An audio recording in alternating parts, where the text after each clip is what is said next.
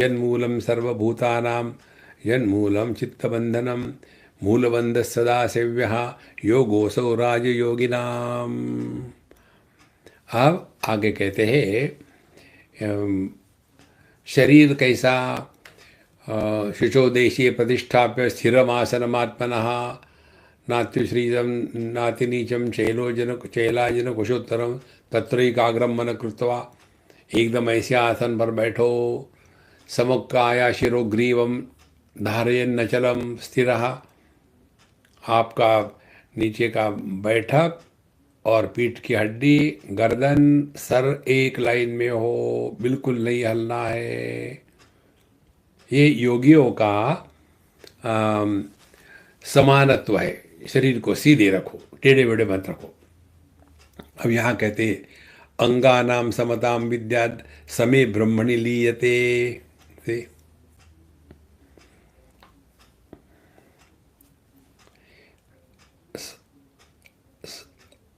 अंगानाम समताम विद्यात् समे ब्रह्मणि लीयते।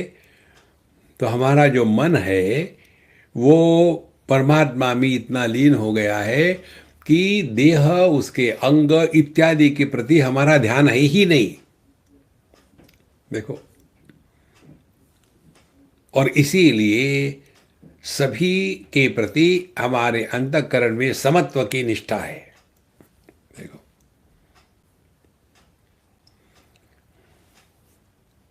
और ये सहज हो जाता है। नींद में ये नहीं होता, क्योंकि वहां हम वृत्तियों में फंसे रहते, अभाव प्रत्यालंबना वृत्ति निद्रा, वहां हम फंसे रहते। तो अंगानाम समताम विद्यात् समे ब्रह्मणि लीयते। आप शांत बैठे और आपका मन परमात्मा में लीन हो गया। और परमात्मा या ब्रह्म क्या है? समत्वम योग उच्यते। माने चाहे कुछ आप कर्म कर रहे हो, उसमें सिद्ध हो असिद्ध हो, सिद्ध सिद्ध्यो समो भूत्वा समत्वम योग उच्यते। ये है समानत्वम। उसी प्रकार से आप उपासना कर रहे हो, कभी आपका मन नहीं लगता भगवान का नाम लेने में, तो दूसरा कुछ करो, साफ सफाई करो, झाड़ू लगाओ। देखो, उसके साथ झगड़ा नहीं करना है।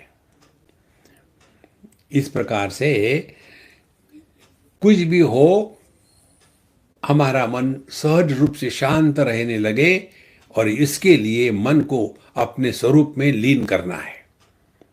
इसीलिए अंगानाम समताम विद्यात् समे ब्रह्मणि लीयते। तो जितना हम शांत स्थिर हो गए तो ब्रह्म सम है। अब कैसे ब्रह्म सम है, फिर उस उदाहरण पर आ जाओ। सभी रूप रंगों के लिए दृष्टि सम है, सभी इंद्रियों के प्रति मन सम है।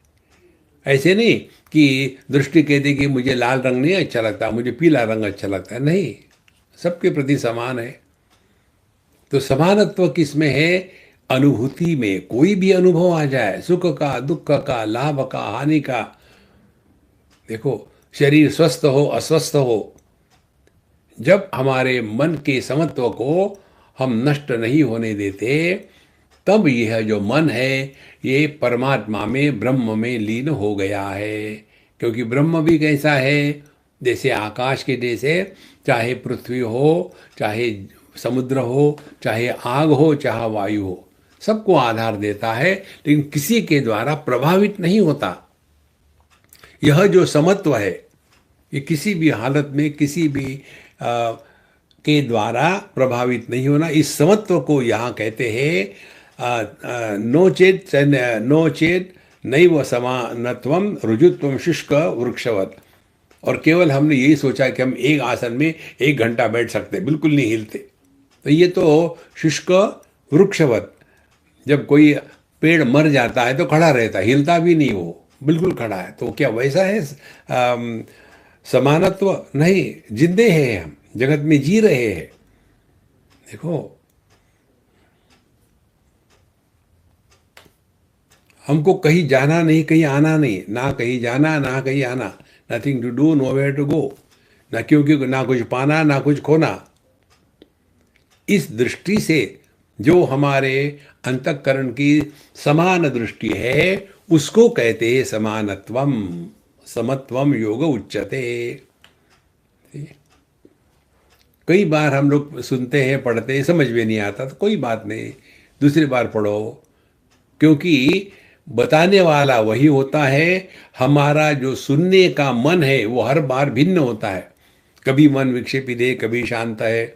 उसी चीज को आप सुनो 2-3 बार तो हर बार आपको नया अनुभव ज्ञान आएगा, क्योंकि हर बार हमारे मन की स्थिति भिन्न होती है। आपने किया होगा, कई बार आप पढ़ने को बैठो, कुछ समझ में नहीं आता तो फिर छोड़ो, बढ़िया 1 घंटा आधा घंटा लेट जाओ, फिर से पढ़ो, देखो फट से समझ में आ जाता है। इसीलिए अंगानाम समताम विद्या समे ब्रह्मणि लीयते, जब हमारा मन परमात्मा में लीन हो गया वही समानत्व वास्तविक है। अब इस समानत्व को हम अन्य प्रकार से आपको बताते हैं। देखो, एक तो है उपाधि को लेकर के समानत्व। हम तमिल बोलते हैं, आप भी तमिल बोलते हैं, तो हम लोग एक हैं, तमिलियन है। देखो, हम गुजराती बोलते, आप गुजराती बोलते, तो हम एक है। यह भाषा को लेकर के समानत्व है। देखो, फिर हम शूद्र है, आप शूद्र है, तो हम समान है। हम ओबीसी है, आप ओबीसी है, तो समान है। देखो, फिर हम शादीशुदा, आप शादीशुदा, तो हम समान है। देखो, फिर हम पॉलिटिशियन, आप पॉलिटिशियन, तो हम समान है। ये सब औपाधिक समानता हो गई। देखो, अब दूसरी बात, हम स्वस्थ है, आप स्वस्थ है, तो हम समान है। देखो, हम इंडियन है, आप इंडियन है, हम समान है। अब इससे ऊपर उठो, देखो समानत्व क्या है कि हम जिंदा है, आप जिंदा हो, समान है। और अंतिम समानता क्या है, हम भी ब्रह्म की अभिव्यक्ति है, आप भी ब्रह्म की अभिव्यक्ति है, तो हम दोनों का मूल एक है।